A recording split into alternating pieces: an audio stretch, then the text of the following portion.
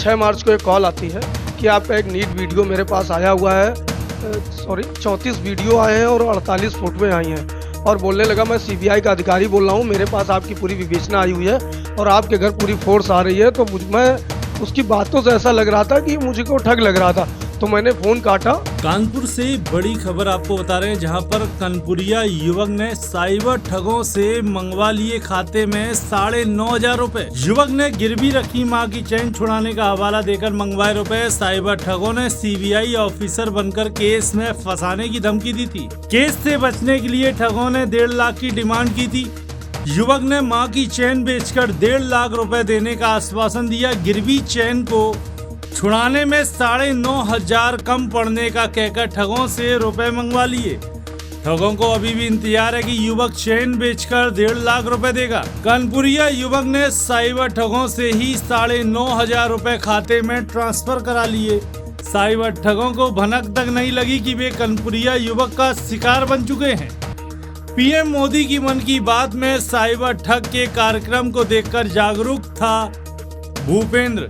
कानपुर के बर्रा निवासी भूपेंद्र सिंह ने साइबर ठगों को चूना लगा दिया। जा रहे हो बेटा आप? हाँ सर, जा रहे, बस पैसे के लिए लड़के से कहा है। देखो सर, वो अपने घर पे गया लेने। जी सर। ये बोल रहे हैं जी। आज मैडम का अकाउंट नंबर दिया जाएगा जी। क्योंकि सीडीआर मैडम आई हुई है, सीनियर ऑफिसर ना। जी जी। जिसमें से आप लोगों की 36 वीडियो 12 फोटो हमारे पास है ना। जी। वो उन्हीं मैडम के माध्यम से डिलीट होगा, समझ में आ रहा है? नहीं सर, हम आज अभी करा दे रहे हैं सर। हाँ तो नहीं, पहले मेरी बात सुन लो जी। राजू जी। यहाँ से व्हाट्सएप तुम्हें नंबर बताना पड़ेगा, ठीक है? जी। उस पे तुम्हारे पास 14 अंक का खाता अकाउंट नंबर आएगा, समझे? जी। हाँ, मैडम वाला। जी। मैडम के अकाउंट पे जब पैसा तुम कराने जाओगे, ठीक है, जी। तो बोल दोगे मम्मी का अकाउंट है, ठीक है? जी। हाँ, मम्मी वाले अकाउंट पे ऐसे बोल के तुम करा दोगे तो तुम्हें कोई दिक्कत कोई प्रॉब्लम नहीं पूछेगा, ठीक है? जी। ये बोल देना मम्मी के अकाउंट पे पैसा डाल दो, ठीक है? जी। हाँ, नाम हम बता देंगे उसी मैडम, जब मैडम का नाम आ जाए तो बोल देना ठीक है इसी पे जमा कर दो, ठीक है? जी। और जब जमा कर दे बेटा तो उसकी फोटो ले लेना, ठीक है? जी। जी। हाँ, देखिए बेटा, इतनी मदद तुम्हारे घर फैमिली की कोई न करता जितना पैसा मैंने लगा दिया अपनी तरफ से। जी सर, आपने मदद काफ़ी करी सर मेरी। मैंने तुम्हारे ऊपर 7,000 रुपए लगा दिया है। हम सर उसका आगे बढ़ा के सर हम आपको अभी कर रहे हैं सर, तुरंत। और देखिए बेटा, सुनिए, जी। पैसे वाली अपनी जगह बात है। जब वहाँ से तुम पैसा दोगे, जी। पहले मेरी बात ध्यान से समझ लेना, ठीक है? जब पैसा तुम वहाँ से यहाँ से वहाँ ट्रांसफर करोगे, बेचोगे, 82,000 की बिकेगी। पहले बात समझ लीजिएगा बेटा। जी। मैं तुम्हारा यही है ना सोचना कि मैं तुम्हारा पैसा खा जाऊंगा, समझ में आ रहा है? नहीं। हमारे पास है ना, तुम्हारे पास है पैसा। नहीं सर, हम आपको पैसा दे देंगे। आपने सर इतनी हेल्प मेरी करी है सर। पहले मेरी बात सुनिए राजू। जी सर। हेलो। जी जी। हेलो। ये बोल रहे हैं राजू, जी। जब जाओगे सीडीआर मैडम के पास, जी। तुम वहाँ से तुम्हारे पास पैसे ज्यादा होंगे, इस वजह से तुम पैसा कितना लगाओगे वो मैं बता दूंगा कि इतना पैसा लगा दो, फिर तुम्हारा पैसा जितना बढ़ जाएगा मैं रिटर्न वापसी करवा दूंगा, ठीक है? ठीक है। इतनी रकम लेके घूमोगे तो कोई देखेगा तो यही बोलेगा, तुम्हारे गांव का कोई बंदा देख लेता है तो तुम्हारे घर भी बता देगा कि नहीं बता देगा? हाँ सर, बता तो देगा। बता देगा ना?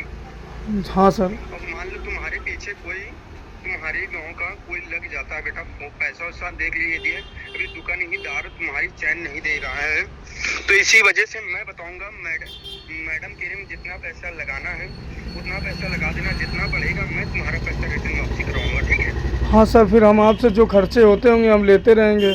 हम तो सोच रहे थे कि दोस्त के पास रख देंगे। मैं बताऊंगा मैडम के पास कितने पैसे लगाना है, ठीक है? ठीक है सर। हाँ, और तुम मेरा नंबर पर्सनली अपने पास रखे हुए, ठीक है? जी सर। जी। हाँ, कोई दिक्कत कोई परेशानी आती है, कोई तुम्हें मारने धमकाने की करता है, तुम्हारे पास कॉल करो, तुम्हारे पास तुरंत उसके लड़के को अरेस्ट करवा दूंगा, ठीक है? जी सर। जी। हाँ, जाओ बेटा, फटाक जाओ, समझ लो बहुत समय और बेटा 2 बजे दुकानें बंद हो जाती हैं, फटाक दे जाओ। जी सर जी।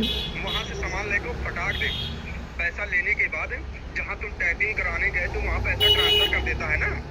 हाँ सर कर देगा वो।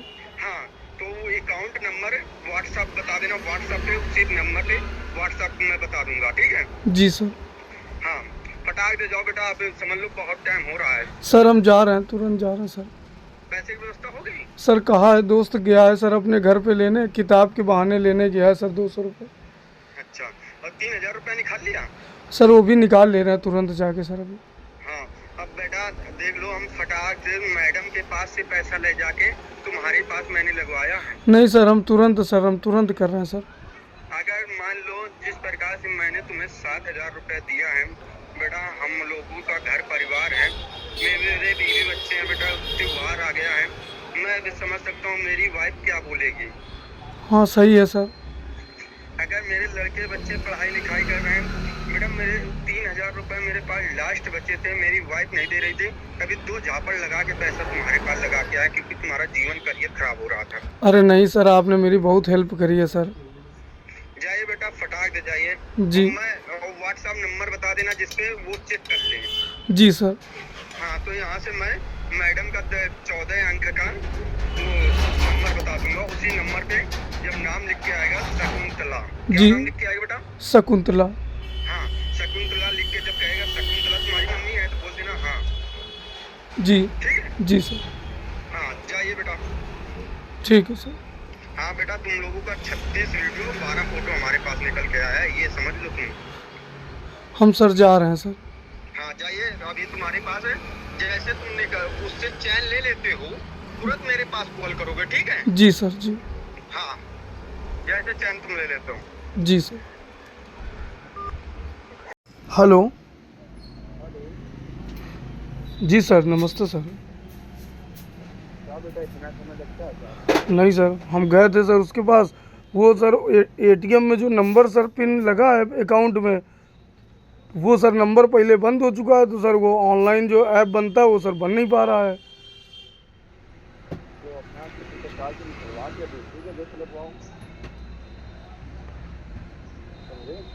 हेलो। जी सर। ये बोल रहे हैं मतलब जो मान लो पिन भूल गया है ऑनलाइन का, तो अपना एटीएम कार्ड से निकाल लेगा ना पैसा? सर एटीएम कार्ड पुराना था ना सर, तो वो एटीएम सर मतलब कि यूज नहीं है, एटीएम यूज नहीं हुआ है उस एटीएम का अभी तक।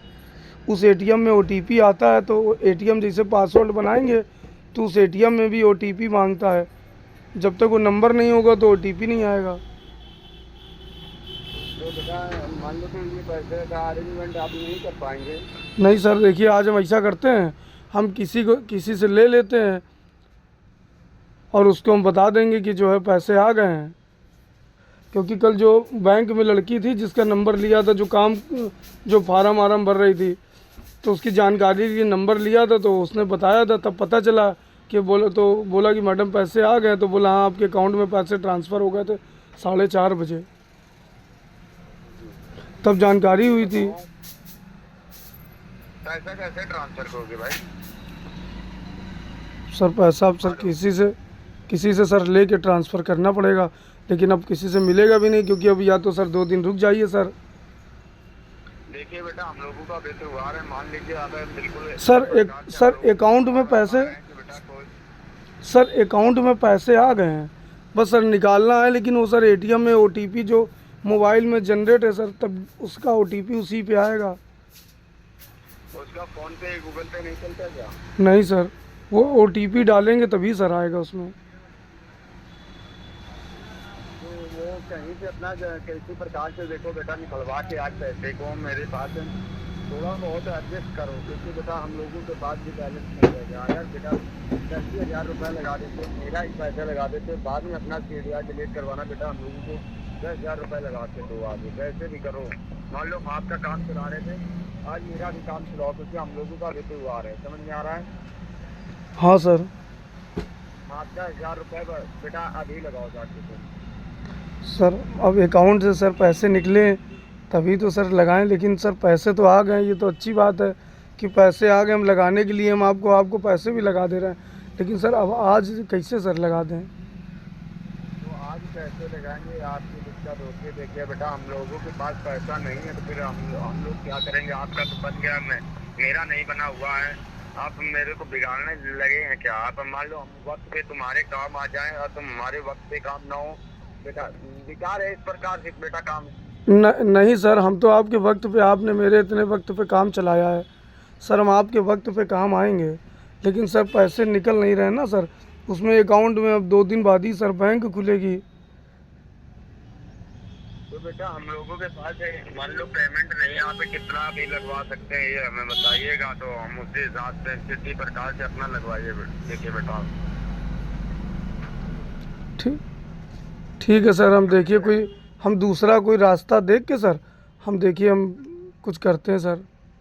तुम्हारे पे मतलब पिताजी कोई मतलब पैसे निकालने के लिए नहीं बोल रहे हैं? नहीं सर, बोला नहीं, अभी हम सर मांगेंगे, होली का खर्चा अभी मांगेंगे हम सर 1 बजे तक। नहीं अभी मांगो जाके बेटा, हमको टाइम हो रहा है क्योंकि हम अपने घर पे निकलने जा रहे हैं, समझे? सर एक कोई मांगने लगेगी पैसे के लिए। सर किसी को मकान खरीदना था तो पापा सर उसी को दिखाने गए हैं मकान। अब पापा आ जाएं तो बोल देंगे कि होली का खर्चा हमको चाहिए, तो हम पापा हमें ATM दे दो, हम जा रहे हैं पैसे निकालने। मोबाइल उनका हम लेते चले जाएंगे। जाएगा ना? नहीं, हम मोबाइल लेते चले जाते हैं ना, मोबाइल तो दे देते हैं पापा। डिलीट कर देना, ठीक है? हाँ, मैसेज डिलीट कर देंगे सर। ऑनलाइन UPI चलाते हैं क्या सर तुम्हारे पापा? नहीं, ऑनलाइन चलाते हैं, लेकिन वो कभी कभी चलाते हैं, उसका पिन पता होता तो सर हम पहले ट्रांसफ़र कर देते आपको। अच्छा, वो कैसे निकालेंगे, क्योंकि घर का भी सामान लाना है। हमें बताइए क्योंकि हम लोगों के पास बैलेंस नहीं। अगर हम अपने घर पे ऐसे चले जाएंगे, मेरे लड़के बच्चे छोटे छोटे हैं, तो उन लोगों को मैं अगर पिचकारियाँ और ये रंग वगैरह न लग गया तो बेटा मेरी जिंदगी पे नौकरी करने का क्या मतलब निकलेगा? नहीं सर, है बात की नहीं है? बिल्कुल सही बात है सर। अगर तुम्हारे दोस्त वाले में है तो समझ लो तुम्हारे पास पैसा आ गया है। हाँ सर, वो तो आ गया सर, वो तो तुरंत दे देगा सर। तो हम लोगों को क्या है, आप बेटा कैसे भी कीजिए बेटा, अभी मतलब अभी आपको पैसा लगाइएगा क्योंकि देखिए हम लोगों का भी खर्चा होना चाहिए, समझिए? सर हम आपको तो सर उसमें खुद बढ़ा के लगाएंगे, बस हम आपसे लेते रहेंगे। लेकिन सर हाँ, अभी हम देखिए जा रहे हैं सर, हम कहीं दूसरी जगह से कुछ व्यवस्था अगर होती है तो बना के हम सारे आपको करते हैं, और नहीं तो पापा से ATM सर मांग लेंगे अभी हम। हाँ मांग के बेटा हमारे पास कॉल कीजिए, जितना हो पा रहा है बेटा हमें लगा के बताइए, ठीक है? नंबर आपके पास है, एक बार नंबर हमें कंफर्म करा दीजिए। जो वो मोबाइल नंबर सर? जी जी, समझ आ रहा है? जी सर। अगर बेटा यही बात दोबारा दूसरे के फोन में कराओगे, जो कागज आपको नाम पे आया है, FIR कंप्लेन आया है, ट्रांसफर कराया है बेटा, वो देखेगा तो वो आपकी हंसी मजाक उड़ाएगा, आपकी बेइज्जती बदनामी करेगा, समझ में आ रहा है? जी जी जी। इस वजह से बेटा आप बताइए बेटा, CDR के तहत 3 साल जेल काटना चाहता है या संचार विभाग से जिस प्रकार से आप लोगों का कागज निकला है उसी प्रकार से अपना माफीनामा कागज बनवाना चाहते हैं? अरे सर, माफ़ीनामा मेरा कागज़ सर जो बताइए हम व्हाट्सअप करवा दें आपको किसी दूसरे नंबर सर। पता नहीं कि उस पर व्हाट्सअप भी सर नहीं शो कर रहा है, लग रहा किसी ने व्हाट्सअप हैक कर रखा है। अगर बेटा व्हाट्सएप आपका मगर एक ही बात से कराऊंगा, ये दोबारा गलतियां नहीं होंगी। नहीं सर, अब दोबारा नहीं होंगी। जो माफीनामा का कागज बनेगा इसी नंबर पे, जो माफीनामा का कागज बनेगा बेटा यहाँ से एक ही बार बनेगा, बार बार नहीं बनेगा, समझ में आ रहा राजू? जी जी। बार बार नहीं बनेगा, संचार विभाग का रूल होता है बेटा, एक बार बनेगा, बार बार नहीं बनेगा। जाना था मामा क्या, तो पिताजी बोले कि कल चलेंगे, सब लोग चलेंगे, कल ही वापस आ जाएंगे, रुकना नहीं। मम्मी को मना कर दिया तो हम भी रुक गए। जब तक बेटा बैंक नहीं खुलेंगे तब तक वो पैसा नहीं लग पाएगा, तुम्हारा कागज नहीं। हाँ सर, लगा दो सर, हम बैंक वाले दिन ही देंगे सर, उसी दिन सर लगा देंगे जिस दिन बैंक खुल जाएगी। जी। लेकिन सर देखिए हम आज हम प्रयास करते हैं, आज हम भी करो, 5000 रुपये लगा के हमारे पास स्क्रीन शॉट लेके भेजो, जितना हो रहा है उतना करवाओ आप, समझे? ठीक है सर, देखिए आज हम व्यवस्था कराते हैं सर। 2000 4000 मेरा कम से कम काम चला दो। ठीक है? ठीक है सर। हाँ, जो भी हो रहा है तुरंत बताओ, ठीक है? ठीक, हम सर आपको अभी 2 घंटे बाद कॉल कर रहे हैं सर। ठीक है, ठीक है। देश भर में साइबर ठगों के जाल में नए-नए अधिकारी, मासूम लोग लगातार ठगते चले आ रहे हैं। बात की जाए ठगों की तो वो मासूम लोगों को अपना शिकार बनाते हैं। कहते हैं कि आपके पास हमारे पास उनकी तस्वीरें हैं, असली फ़ोटोएँ हैं, जिसको लेके मासूम लोग जो होते हैं वो उनकी गिरफ्त में आ जाते हैं और लाखों रुपए उनको दे देते हैं। बात की जाए कानपुर की तो कानपुर के बर्रा में एक ऐसे शख्स हैं जिनका नाम है भूपेंद्र सिंह, जिन्होंने साइबर ठगों को ही अपने जाल में फँसाया और उनसे 9,500 रुपए बरामद कर लिए, मतलब ले लिए। हमारे साथ ऐसे ही एक शख्स हैं, आइए इनसे बात करते हैं। कैसे इन्होंने इस घटना को अंजाम दिया? कैसे इनके पास फ़ोन आया? क्या का मामला था? भूपेंद्र जी, क्या मामला था इसमें? मेरे पास जो है 6 मार्च को एक कॉल आती है कि आपका एक नीट वीडियो मेरे पास आया हुआ है। सॉरी 34 वीडियो आए हैं और 48 फ़ोटोएँ आई हैं और बोलने लगा मैं सीबीआई का अधिकारी बोल रहा हूँ, मेरे पास आपकी पूरी विवेचना आई हुई है और आपके घर पूरी फ़ोर्स आ रही है। तो मैं उसकी बातों से ऐसा लग रहा था कि मुझको ठग लग रहा था। तो मैंने फ़ोन काटा और फ़ोन काटने के बाद दोबारा मैंने इसको फ़ोन मिलाया। मैंने कहा सर वो फ़ोन जो है नेटवर्क की दिक्कत थी इसलिए कट गया था। दोबारा ये मुझसे पूछने लगा कि आपके घर फ़ोर्स आ रही, तो मैंने इससे बताया कि सर प्लीज़ सर मेरे घर पर सबको पता चल जाएगा सर, मेरी मम्मी बहुत मारेंगी सर। इस तरीके की मैंने मनगढ़ंत कहानी बनाई, तो वो मेरे जाल में फँसता चला गया धीरे-धीरे। इसके बाद उसने कहा, मैंने कहा सर प्लीज़ सर हाथ जोड़ रहा हूँ सर, ये मामला ख़त्म करा दीजिए। मामला ख़त्म कराने के एवरेज में मुझसे उसने 16,000 रुपए की डिमांड करी। 16,000 रुपए जब उसने मुझसे माँगे, तो मैंने 1 दिन का समय माँगा। मैंने कहा सर आप डिलीट करा दीजिएगा, मैं 16,000 सर मैं आपको दे दूँगा। मैं इंटर का छात्र हूँ, मेरे पास अभी पैसे नहीं, मैं आपको कल पैसे दे दूँगा। एक बात हम आपसे ये जानना चाहेंगे, जब आपके पास वो फ़ोन आया था तो उस समय आप कहाँ पे थे? क्या कर रहे थे? आपने कैसे भाँपा कि ये साइबर ठगों का फ़ोन है? उनको कैसे आपने सोचा कि इनको अपने गिरोह में लें? मेरा जो है भांजा है, ग्वालियर में रहता है, वो आया हुआ था। मेरे मोबाइल में भी आया था, उसके मोबाइल पर भी फ़ोन आया था। तो उसने मुझसे बताया कि मामा ये कोई फ़ोन आ रहा है और वही नंबर मेरे मोबाइल पर भी आया था। इसके बाद जब उसने मुझे न फ़ोन दिया तो मैंने बात करी और दूसरे फ़ोन से मैंने उसका वीडियो भी बनाया, मेरे पास उसका वीडियो भी मेरे मोबाइल पर है। तो कहने लगा कि आपके कई वीडियो वायरल हो गए, आप 3 साल जेल काटना चाहेंगे या अपना मामला रफ़ा-दफ़ा कराना चाहेंगे, जिसके एवरेज में 16,000 रुपए माँगे थे। 16,000 रुपए मैंने 1 दिन का झांसा दिया कि 1 दिन बाद आपको मैं दे दूँगा। अगले दिन 7 मार्च को मेरी एनिवर्सरी थी। हम लोग एनिवर्सरी की तैयारी कर रहे थे, उस बीच फिर इसका फ़ोन आ गया। तो मेरे दिमाग में एक चीज़ चली कि आज एनिवर्सरी है, क्यों ना इससे हम एक गिफ्ट के तौर पे एक उपहार लें। तो इसके बाद जब ये फ़ोन कर रहा था, बोला क्या हुआ भूपेंद्र पैसे की व्यवस्था हुई? तो मैंने अपना नाम सही ना बता के मैंने अपना बताया कि मेरा नाम राजू है। इसके बाद वो मुझसे कहने लगा पैसे की व्यवस्था हो, मैंने उसको एक नई मनगढ़ंत कहानी बनाई, बल्कि इस कहानी से ये कोई सत्य कहानी नहीं है। मैंने बताया कि मेरी सर माँ की चैन है, वो गिरवी 3,000 रुपए में रखी हुई है। सर अगर वो चैन मैं उठा लेता तो 40,000 रुपए में बेच के मैं आपको आपके पैसे दे दूँगा और जो मैं आपसे उधार पैसे 3,000 रुपए माँग रहा हूँ वो भी दे दूँगा। साइबर टेक से काफ़ी विनती की, सर प्लीज़ सर मुझे दे दीजिए सर 3,000 रुपए। उसने मुझे 3,000 रुपए चैन छुड़वाने के लिए दिए, बल्कि वो चैन मैं ये पहने हुए हूँ। इस चैन की आगे भी कहानी मैं पूरी आपको बताऊँगा। उसने मुझे 3,000 रुपए दिए। इसके बाद 3,000 रुपए में मैं चैन छुड़ाने गया तो वहाँ पर मैंने इसको फिर 10 मिनट बाद फ़ोन किया। मैंने कहा सर जहाँ मैं चैन छुड़ाने आया हूँ, वो मुझसे 500 रुपए ब्याज माँग रहे हैं। ब्याज के तौर पर मैंने उनसे 500 रुपए फिर मँगाए। फिर इसके बाद मैंने उनको 2 घंटे बाद फिर फ़ोन किया कि सर वो चैन मैं सुनार के यहाँ बेचने गया था। मैं नाबालिग हूँ, मेरा दोस्त भी नाबालिग है, इसलिए वो चैन नहीं खरीद रहा है। उसने ये कहा कि स्टाम्प पेपर में आप मुझे लिख कर दे दीजिए कि मेरी चैन है और मैं बेच रहा हूँ, किसी इमरजेंसी कार को लेकर, तो मैं खरीद लूँगा।